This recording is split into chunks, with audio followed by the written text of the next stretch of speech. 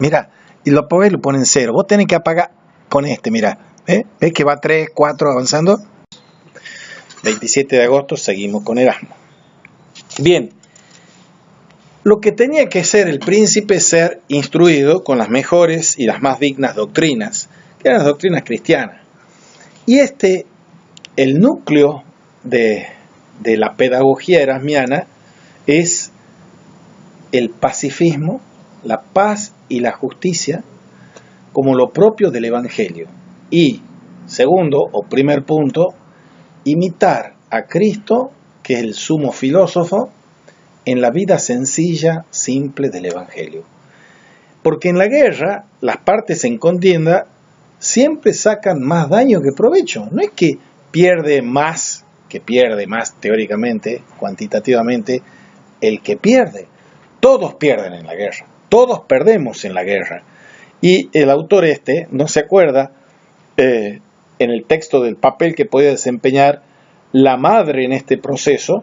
Cuando habla del elogio de la locura, confiaba la tarea a su padre y a su maestro, pero por encima del padre y el maestro está el maestro interior y supremo, que es Cristo. El principal maestro del príncipe es y debe ser Cristo. Y el monarca tiene que buscar la sabiduría y la bondad. Hay 3 palabras latinas que articula en su pedagogía el señor Erasmo: sabiduría, bondad y poder. No se puede ejercer el poder legítimamente y con autoridad si no es un poder ejercido con sabiduría y con bondad. O sea, en alguna de las clases, cuando veíamos Maquiavelo, señalábamos la distinción entre potestas y autoritas, entre el poder y la autoridad. Para ser maestro hay que tener autoridad moral para ser maestro. Y tener poder lo puede tener cualquiera. Cualquier mafioso tiene poder. Entonces el poder es una cosa y la autoridad es otra. Y solo tiene autoridad el que es sabio y el que es bueno. Si no es sabio y es bueno, el poder está mal ejercido. Está ejercido en forma impía. Y lo que produce es, dice Erasmo, la tiranía. Un poder sin sabiduría y bondad conduce a la tiranía, no a un príncipe cristiano. El monarca por eso tiene que buscar la sabiduría y la bondad para servir de ejemplo al pueblo. Otra cuestión central, que en la sesión pasada del sábado hablábamos de el valor de los ejemplos. El ejemplo, el paradigma se dice hoy, es el testimonio de vida. Los hombres de nuestro tiempo, dice en el anuncio del Evangelio, una encíclica de Pablo VI, atienden más a los que dan testimonio que a los que enseñan. Pero si atienden a los que enseñan es porque dan testimonio. O sea, ningún maestro existe en la historia que no haya enseñado solo a través del ejemplo de su vida, no de las doctrinas, porque yo puedo saberme de pe a pa las doctrinas de la astrofísica, la astrobiología, la economía política o la microbiología, pero si yo no vivo con un modelo de vida, con un ideal de vida que sea sabio y bondadoso, no puedo enseñar nada. Y alguien que no tiene ninguna doctrina, ninguna teoría, pero que obra en su vida sabia y bondadosamente, es un maestro inigualable e insuperable. Yo suelo poner el ejemplo para ponerlo como autorreferencial inversa. Un profesor de metafísica enseñando correctamente la metafísica puede ser un cretino que deforma a sus alumnos. Y un hombre que vive en Tacorralo o en Raco y que está en armonía vital con la naturaleza, con sus prójimos y con Dios, etc., es un mejor maestro de metafísica que uno muy leído e ilustrado. O sea, solo se enseña con el ejemplo. Ese es el punto. Educar con el ejemplo. Y claro, de ahí es educar con el ejemplo. ¿Te acordás cuando... Sí. No, perdón, vos estabas primero. Cuando fue el primer congreso? Sí, del diálogo interreligioso. El primer día, sí. Vos estabas conversando con tu amigo. Dale conmigo, eso es un palo que me tira, pero no importa. No. Me quedé impactado. Ajá. Era el Monseñor de Cafayate. Ah. Lo veías, un hombre simple. Y cuando Sencillo. habló, un filósofo, un tipo re preparado, y hablaba con una simpleza. Ese era mi amigo de Y verdad. después otro amigo.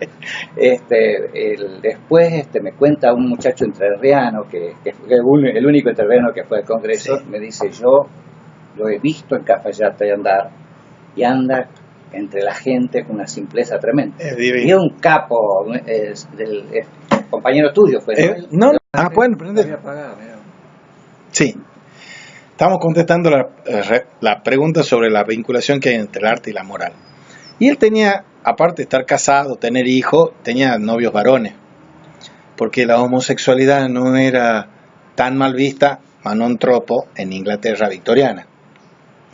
El padre del novio lo acusa de homosexual, que lo corrompe a su hijo, y lo mandan preso a la cárcel de Reading. Y en la cárcel de Reading se opera una transmutación que se ha operado en muchos tipos. No existiría el Quijote sin la prisión de Cervantes, no existiría el Cántico Espiritual sin la prisión de San Juan de la Cruz, no existirían los hermanos Karamazov sin la prisión de Dostoyevsky. O sea, las prisiones, a algunos de estos señores que tienen pasta espiritual, les produce una metamorfosis.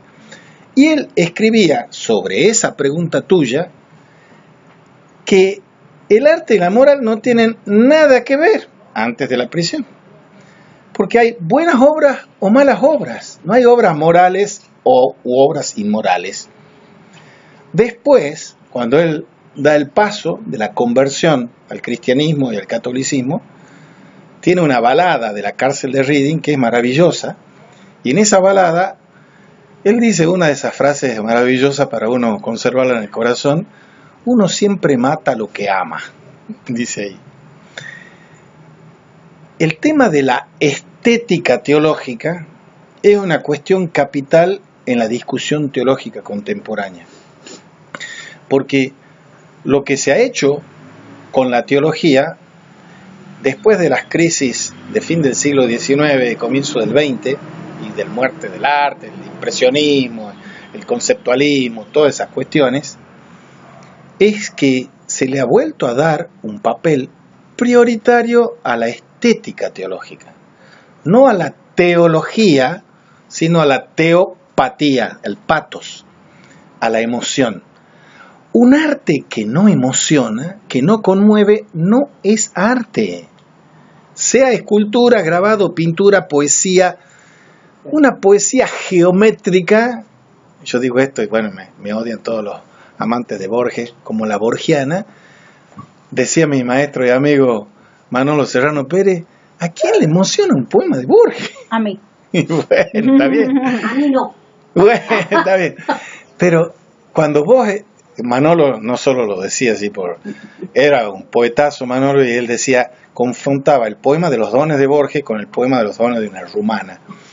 O sea, ¿dónde lees o escuchás en un poema de Borges sobre el tema del sufrimiento o el gozo de un niño, por ejemplo? Están ausentes. Es muy intelectual, porque Borges era un genio muy intelectual. Bueno, pero al margen de eso, volviendo a tu pregunta, la estética y la ética son lo mismo, dice Ludwig Wittgenstein. La estética y la ética son lo mismo. Y resulta que en las corrientes filosóficas contemporáneas, vos tenés los cientificistas que dicen, dejen afuera la estética, aunque algunos científicos se están dando cuenta que ellos están movidos por la estética muchas veces.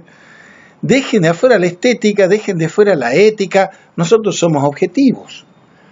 Pero al arte vos no le puedes decir eso. El asunto es que cuando Wittgenstein está diciendo la estética y la ética son lo mismo, está diciendo que lo más importante es una ética, que eso es una estética también. Y la ética es lo más importante que hay. Entonces viene un gran teólogo católico que se llama von Balthasar, y von Balthasar escribe una teodramática para la teología del ethos, una teología para una teología del logos y una estética teológica para la teología del patos. Relacionen con lo que venimos viendo aquí de las tres cortes epocales antropológicos y éticos y verán que la pregunta tuya, muy oportuna y sugerente, es contestada claramente en forma positiva, que sí hay una vinculación, pero no es una vinculación abstracta y teórica. Es que, ¿cómo vamos a separar nosotros la belleza de la verdad y del bien? Es como querer separar que Dios es infinitamente sabio, que Dios es infinitamente poderoso, que Dios es infinitamente bueno. No, esas son distinciones abstractas que nosotros hacemos. Pero si hay una obra de arte, belleza, verdad, bondad se unen y se reúnen. No sé si eso responde a tu pregunta. Bien, vamos al pacifismo de Erasmo.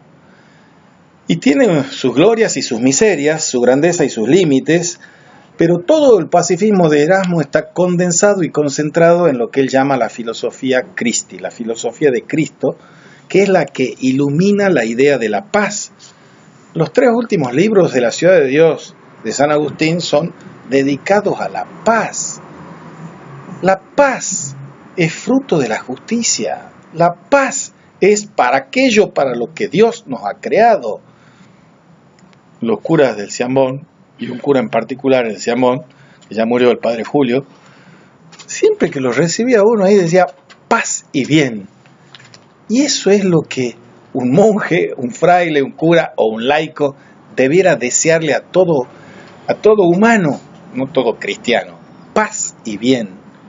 Eso es Dios, paz y bien. Y en el manual del Caballero Cristiano condensa esta idea en la concepción del cuerpo místico de Cristo que está integrado por todos los cristianos y que se presenta como el fundamento que se opone a cualquier disensión, a cualquier fratricidio. O sea, el principio de fraternidad que debe responder a la cuestión ético-política, metafísica y teológica es la fraternidad. Y esa fraternidad solo puede darse en el contexto del cuerpo místico de Cristo, dice Erasmo. Por eso, el elogio de la locura añade nuevos argumentos a estos que ya estaban en el manual. 8 años después de escribir el manual del Caballero Cristiano, escribe el elogio de la locura. Y ahí está diciendo que es inútil y dañino el triunfo del poder por el poder mismo. El poder está para el servicio, no para servirse del poder, sino para servir desde y con el poder. O yo me sirvo del poder, o yo sirvo con el poder. Y el que no vive para servir, no sirve para vivir, como se dice en la frasecita esa famosa. Y la locura se muestra muy orgullosa de la falta de sentido de la guerra. Porque es una locura ir a la guerra. Y lo decimos ahora y ya tendríamos que tener el cuero más curtido. Hay un montón de gente que está traficando armas hoy. Y que está buscando picar pleitos y guerras hoy. En uno de los adagios, sí, de los bien, él dice la paz más desventajosa es mejor que la guerra más ventajosa. Exactamente. Vamos a llegar a los adagios hoy, si Dios quiere. Junto a estos prelados faltos de escrúpulos que hacen la guerra y roban, la locura sitúa a los aduladores que ponen su saber al servicio de una finalidad claramente opuesta al Evangelio, o sea, una finalidad beligerante. Y él lo agarra de punto, con toda razón, a un tipo que era un papa, que era el Papa Julio II, que nace en 1443 y muere en 1513, y él lo ha visto entrar a Roma como un guerrero, todo acorazado, pertrechado, un tipo que amaba la guerra y se enriquecía con la guerra, y era un tirano. Y él le dedica un escrito en contra de la exclusión del Papa Julio II. Es como escribir hoy para que lo excluyan a Trump y a Macri y a todos esos buenos muchachos del poder. Porque todos son tipos que ejercen ilegítimamente el poder porque lo ejercen para la guerra. Por más que se evitan de Om y de paz y de nirvana, están usando la grieta y están beneficiando con ahondar las grietas. Y eso es lo que está diciendo Erasmo. Eso no es evangélico. El evangelio es la paz. Ahora, él le dedica esos adagios o epigramas en contra del Papa Guerrero y escribe un diálogo que es Julio II excluido del reino de los cielos.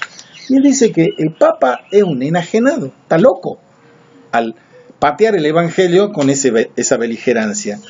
La guerra es tan impía que nada tiene que ver con Cristo, dice en el Elogio de la Locura. Han pasado siglos. En el siglo XX, a finales del siglo XX, la Iglesia Católica saca por primera vez una declaración que la guerra es imposible moralmente porque toda guerra es impía. Algo que está diciendo Erasmo de Rotterdam en el 16. Pero la Iglesia ha venido usando a Santo Tomás y a montones de colchones ideológicos de estos beligerantes para decir la guerra puede ser santa, la guerra puede ser una cruzada. Entonces esa cuestión es la que está poniendo en duda evangélicamente, con toda razón y corazón, el señor Erasmo de Rotterdam. La verdadera conciencia papal, que es beligerante, es diabólica para Erasmo de Rotterdam. Es diabólico hacer la guerra y hacerla en nombre de Cristo.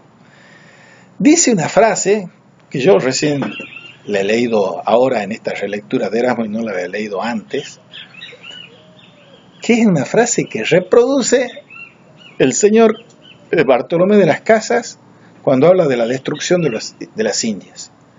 Y dice Bartolomé de las Casas en aquel momento con una expresión que es de Erasmo: ¿qué tiene que ver el Evangelio con las bombardas?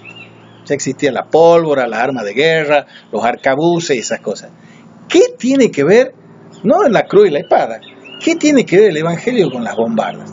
Es de Erasmo, un poquito antes que Bartolomé de las Casas, y pone en juicio toda la empresa conquistadora y colonizadora de esa leyenda rosa autoindulgente de España.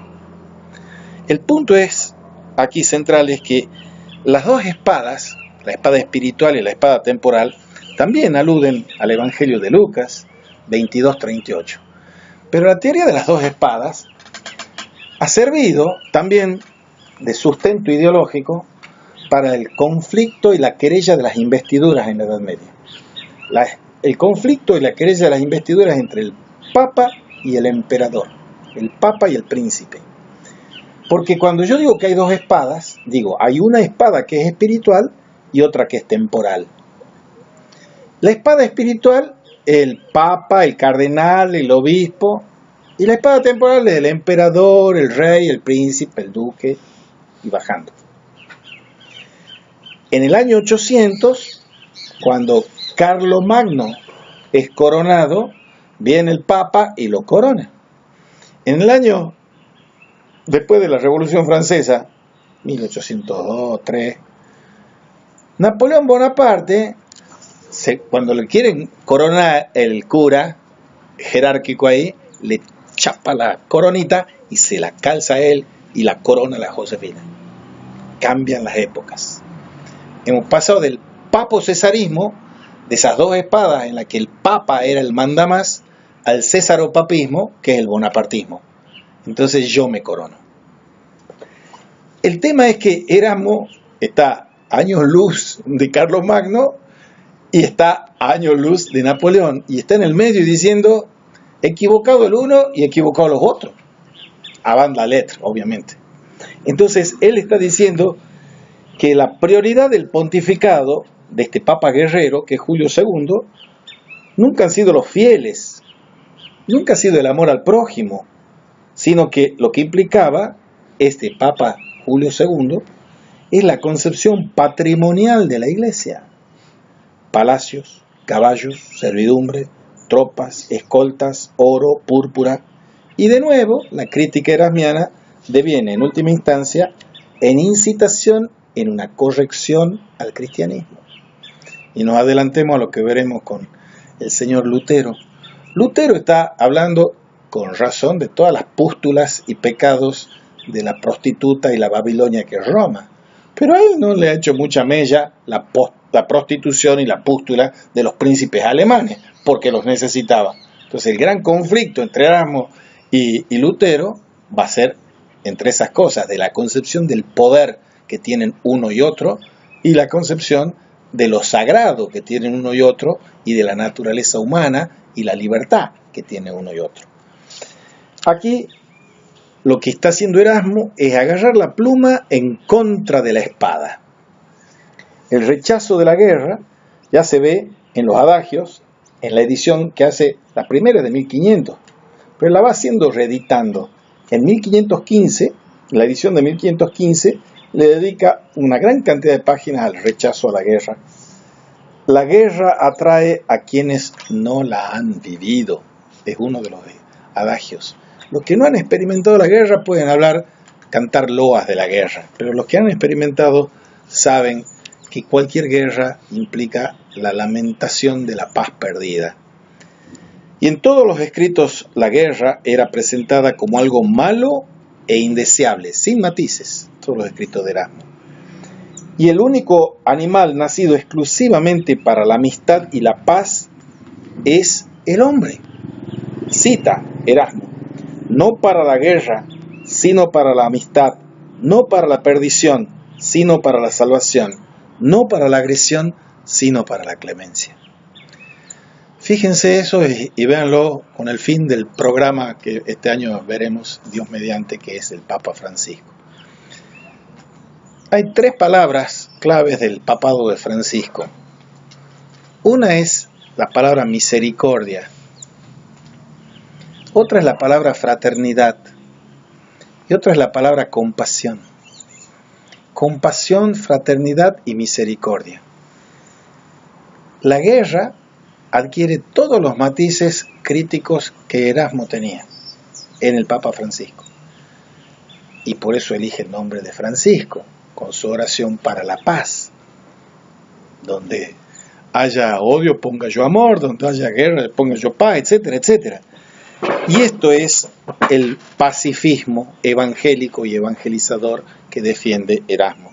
La concepción antropológica de Erasmo hace del hombre un ser divino, casi divino, o bestial, casi bestial, porque a nadie se lo predestina para que sea bestia y menos para que sea ángel, pero sí se lo destina para que sea casi divino, que nos divinicemos obrando en la imitación de Cristo y no bestialicemos obrando en contra de los preceptos evangélicos.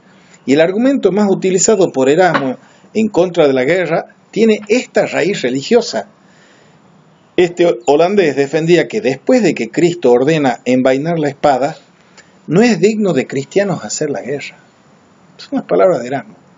Cuando Malco le viene a cortar la oreja al apóstol y querían salir a defenderlo a su maestro que está en el huerto de los olivos, y dice: envaina tu espada.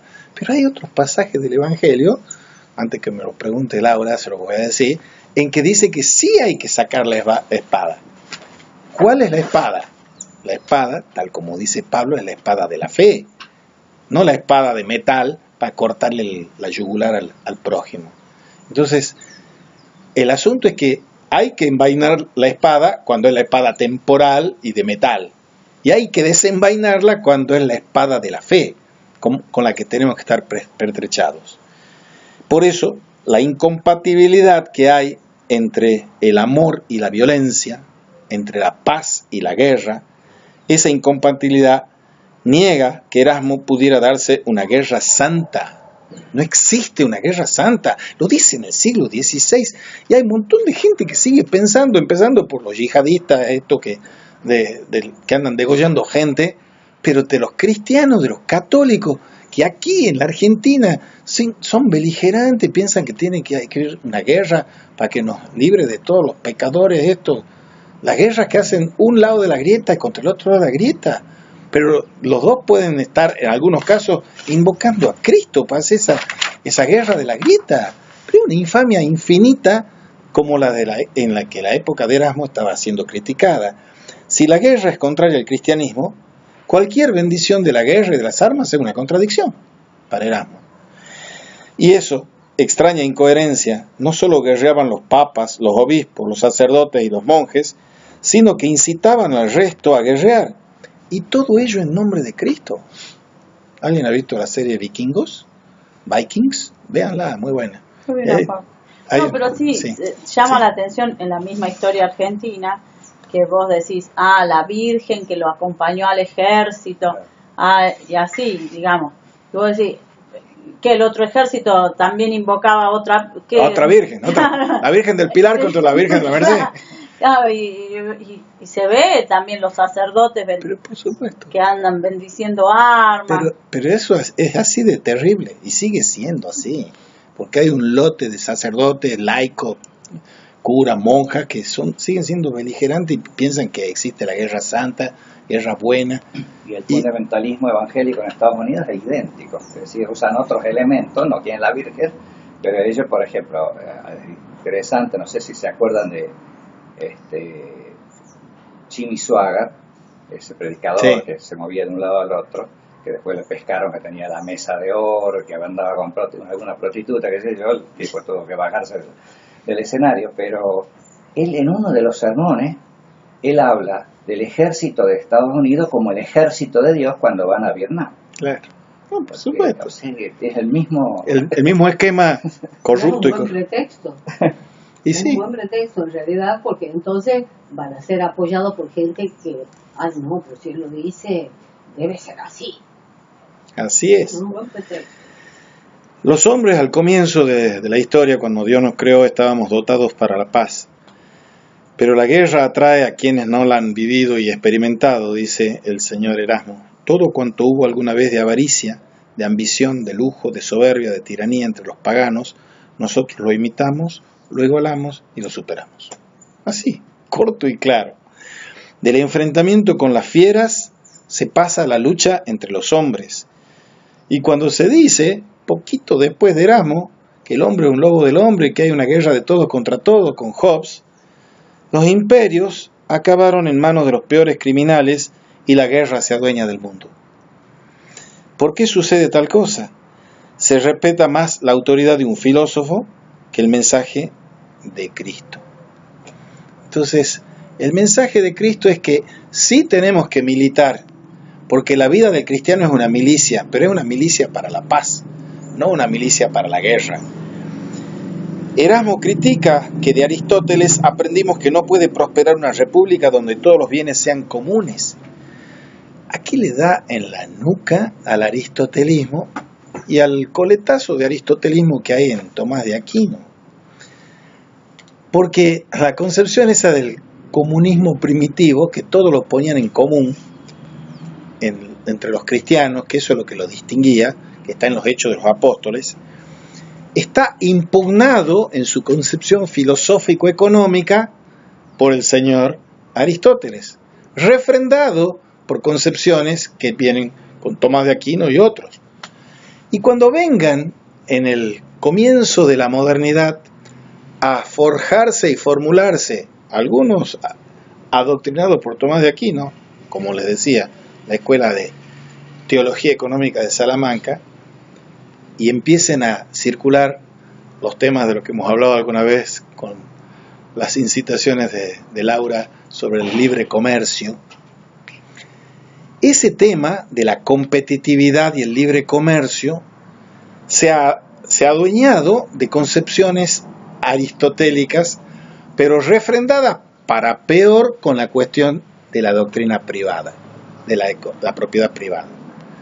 Antes que me cascotee Laurita, no estoy diciendo ni se puede decir que la propiedad privada esté mal, sino que la propiedad privada, defendida por el más eximio liberal que es John Locke, era un señor que tenía esclavos. Y entonces hablaba de la propiedad privada entre los señoritos ingleses que tenían esclavos. Y el señor Adam Smith, que no tenía tantos esclavos como el señor Locke, es también el que está forjando, como padre de la concepción económica de intercambio actual, y que viene de la teoría de los sentimientos morales. Es un tipo que él realmente no está sembrando cizaña para que la gente sea egoísta, pero la cuestión de que el sano egoísmo es un motor de los intereses por los cuales nosotros elegimos determinadas conductas, ¿Qué tengo que esperar yo de mi carnicero cuando le voy a comprar un kilo de pan? El ejemplo es de carne. De panadero, carnicero, bueno, se me hace un lapso. También tiene pan. Sí, que es polirrubro. Ahora hay polirrubro. Esta no me deja pasar una, esa Savonarola, ¿no? Bueno, si yo voy a comprarle un kilo de carne al carnicero, o un kilo de pan al panadero, yo quiero que me lo venda lo más barato posible, pero quiero el kilo de carne. Y el otro me lo quiere vender lo más alto posible y quiere que la plata por el kilo de carne. La estructura esa, mercancía, dinero, mercancía, era la estructura económica de la burguesía y del capitalismo, proto-capitalismo inicial. Pero eso se ha ido revirando y girando hasta el paroxismo y se ha convertido en vez de MDM en DMD, dinero, mercancía, dinero. Y esa transformación de la ecuación económica ha exacerbado eso que somos la flor y nata y la expresión más condigna los argentinos, que queremos todo sin esfuerzo, que lo queremos todo gratis, que gastamos más de lo que tenemos. Toda esa cuestión, lo digo con el amor porque tengo por la patria nuestra, ¿no? Pero nos pongo como ejemplo porque le hablo a los argentinos, si no se los pondría a los alemanes los ejemplos de los egoísmos que tienen ellos. Se los cuento así muy someramente. Yo tenía compañeros alemanes muy jovencitos que la única preocupación que tenían con una tasa de natalidad negativa estaba llenándose de españoles, de turcos y qué sé yo, Alemania, que hacían el trabajo que ellos no querían hacer, y ellos querían juntar plata para comprarse el Porsche, para irse a Haití, etc. Ese era el egoísmo de ellos, y se iban suicidando demográficamente y se siguen suicidando actualmente. Tienen una sobrepoblación, la segunda ciudad con más turcos del mundo, primera es Ankara, la segunda es Berlín. Y tienen una población de turcos de primera, segunda y tercera generación que están ahí. Y eso pasa en Francia, pasa en Alemania, y eso es el fruto del egoísmo respecto de la vida y de la dación y donación de vida de esta gente que está alimentada, formada, forjada en el consumismo y en el productivismo, y que el laburo lo pagamos nosotros.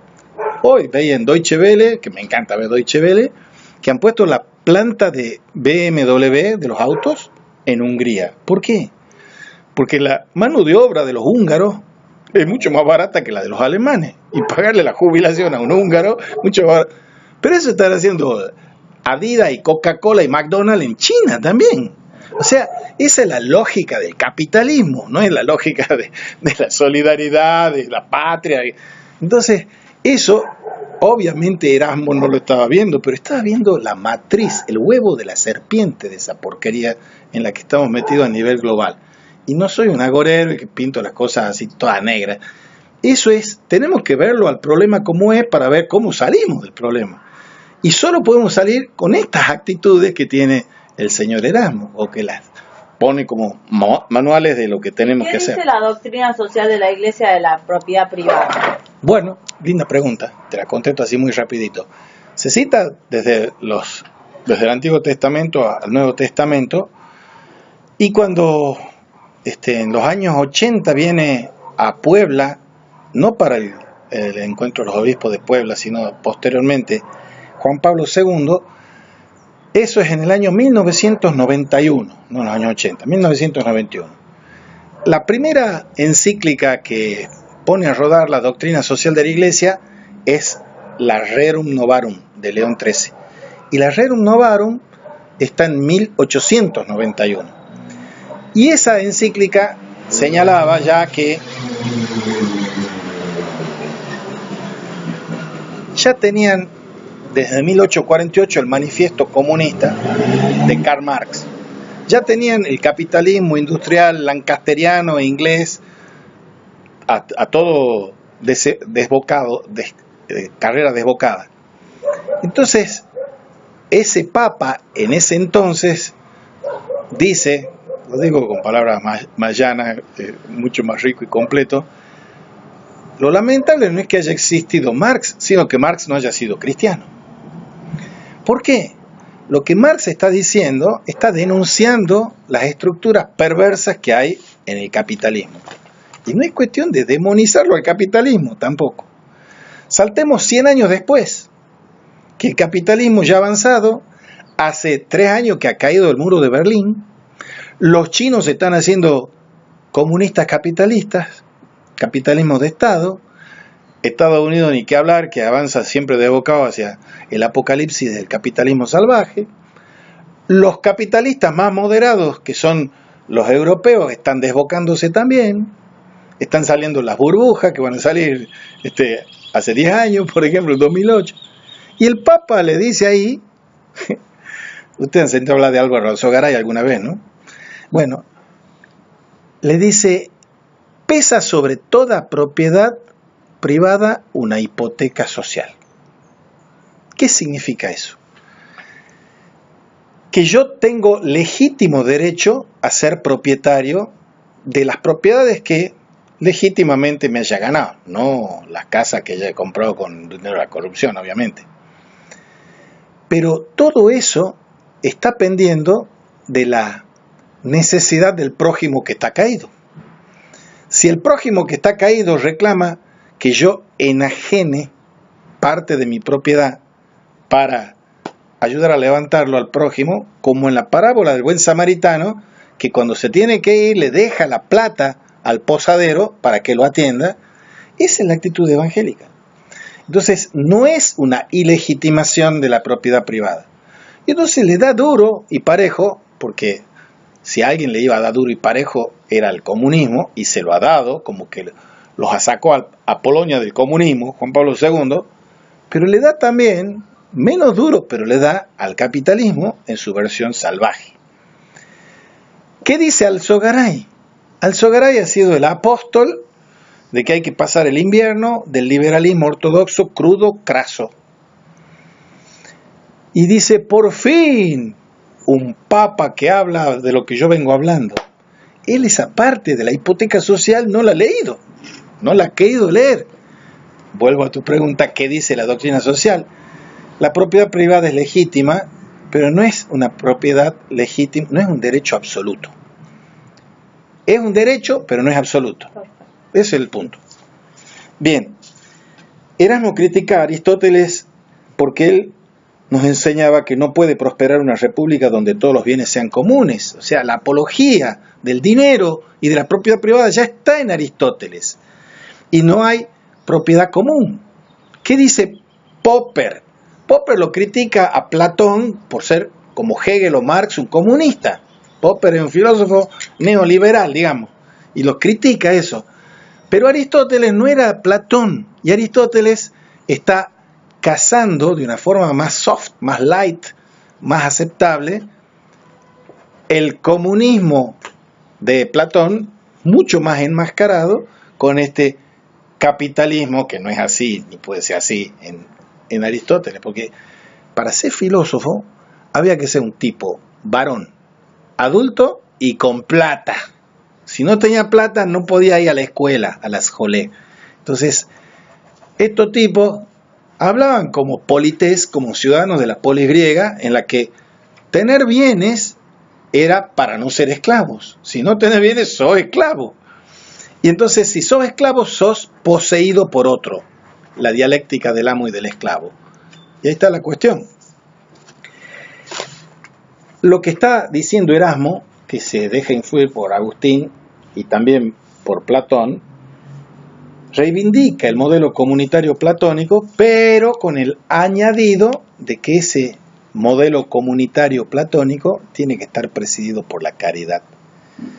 Y en el texto La guerra atrae a quienes no la han vivido, este pensador, Erasmo, describe un proceso de degeneración del mensaje cristiano, por el cual del servicio a los pobres se pasa a la satisfacción de las propias necesidades. Esa cuestión, que es bien de la doctrina social de la Iglesia, de la opción preferencial por los pobres, ha sido una cuestión, pero tajantemente negada y rechazada por todos los cristianos conservadores y reaccionarios que yo les comentaba en el grupo ese de amigos míos que son todos capitalistas salvajes, fascistas, qué sé yo, que ellos dicen, ¿qué quiere decir que yo que no soy pobre no voy a llegar al cielo? Digo, pero no es esa la cuestión. Vos podés ser pobre sociológica y económicamente y ser un cretino, egoísta, como el capitalista salvaje más cruel, y podés ser un rico con muchos bienes y ser pobre de espíritu, pobre de corazón. El primer pobre es Cristo. Cristo vivió pobremente, humildemente, sencillamente, y nos pidió que si queremos ir al cielo, lo imitemos a Él. Entonces es difícil, pero no es imposible, tener bienes e ir al cielo, o sea, imitar a Cristo. Pero es mucho más difícil, si uno lo toma en el sentido del ojo de la aguja y el camello, entrar al reino de los cielos, que se entra solo por la vida sencilla y despojada de Cristo, siendo rico con esa riqueza exterior. La verdadera riqueza, dicen los adagios, Erasmo, es la riqueza interior. Sea yo sociológica y económicamente pobre o rico, eso no cuenta. Lo que cuenta es el tesoro interior que hay en cada uno de nosotros y que cada uno de nosotros tiene que administrar. Cada uno de nosotros administra el tesoro que tiene, y eso independientemente de la cuenta bancaria que tenga uno o de las deudas que tenga uno. Lo digo yo con experiencia de ser un hombre endeudado. ¿Qué hora es, Lalo? 6:10, a las 6:30 terminamos. Y 20. Bueno, como usted diga, usted es la que manda aquí. Bien, la acumulación de riqueza acabó uniéndose a la acumulación de poder. Eso, sáquenos ejemplos contemporáneos. Yo necesito plata para tener poder, decía algún expresidente argentino. Pero es que eso es así. Presidentes, gobernadores o rectores de la universidad son tipos que llegan ahí por la plata, no por discutir ideas e ideales de la provincia, de la universidad o de la república. ¿Quién discute hoy qué idea de nación argentina tenemos y tendríamos que tener como ideal? ¿Quién discute qué idea de provincia tenemos y tendríamos que tener? Pero esa es la parte positiva del pacifismo de Erasmo. Hay otra que es limitada en la política del pacifismo de Erasmo, porque Erasmo era uno de los hombres de su tiempo que estaba más dotado de conocimientos clásicos y erudición, y reivindicaba por eso la vida vivida conforme al mensaje de Cristo. La guerra era cruel, era bárbara, como para entregarse a ella. Y él decía, si prescindes del nombre y de la insignia de la cruz, somos turcos que luchan contra otros turcos. Los turcos estaban entrando en Viena en esa época. La batalla de Lepanto, el manco de Lepanto, todo eso. Las medialunas... Soleimán. Claro, las medialunas son un invento de los vieneses que querían decir que estaban llegando los turcos. No sé si está bien. Mira vos. Esa es la anécdota concreta. Como los panaderos, no los carniceros, son los primeros que se levantan, entonces ellos los ven venir primero. Y lo que está diciendo, dejemos de pelear contra los turcos, porque las peleas entre los príncipes cristianos es turcos contra otros turcos. Es lo que vos decías de la Virgen de Pilar contra la Virgen de la Merced. Entonces, la cuestión es dejar de pelear. Y eso muestra que el sentimiento patriótico es una gran herramienta para dividir y no para unir. Otro tema también. Y entonces el tema del nacionalismo, este es el primero que mete el dedo en la llaga de que el nacionalismo es beligerante. Por supuesto. Entonces ese patrioterismo y ese nacionalismo es lo que nos divide. Y las escuelas teológicas y filosóficas se oponen a otras escuelas en la misma universidad y todos están animados por un fervor y sentimiento patriótico. Ingleses, franceses, escoceses, germanos, francos, españoles, todos eran cristianos. Y todos los cristianos formaban parte de la iglesia, pero se enfrentaban entre sí como si nada compartieran. ¿Qué tienen más de común o de diferente un inglés y un francés? Hoy, como entonces, tienen mucho más de común, si es que son cristianos, obviamente. Por eso, el grave problema que Erasmo denunciaba era que la guerra afectaba a tantas personas y tenía tanta trascendencia que la decisión de llevarla a efecto no podía dejarse en manos de una sola autoridad, por importante que fuera. Más de una guerra considera justa la había declarado un príncipe que era un niño o un estúpido. un niño que suele no ser estúpido o un estúpido que llega grande.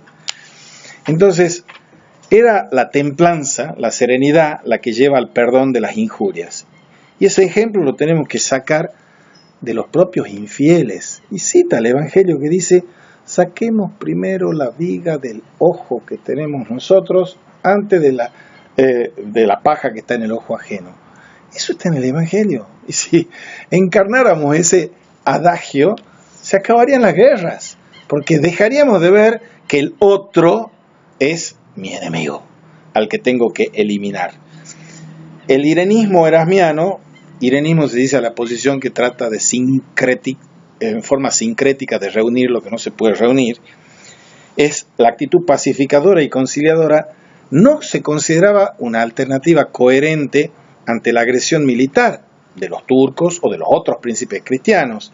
Y el filósofo eleva tanto el ideal de la paz que incluso si hubiera habido la mejor de las intenciones por parte de los gobernantes de la época, hizo imposible su aceptación. Bueno, después vamos a seguir con la polémica con el luteranismo, lo dejamos por ahora ahí. No sé si tienen preguntas, dudas, comentarios. Todo bien. ¿Todo bien? Ayudamos a levantar. Ah, sí.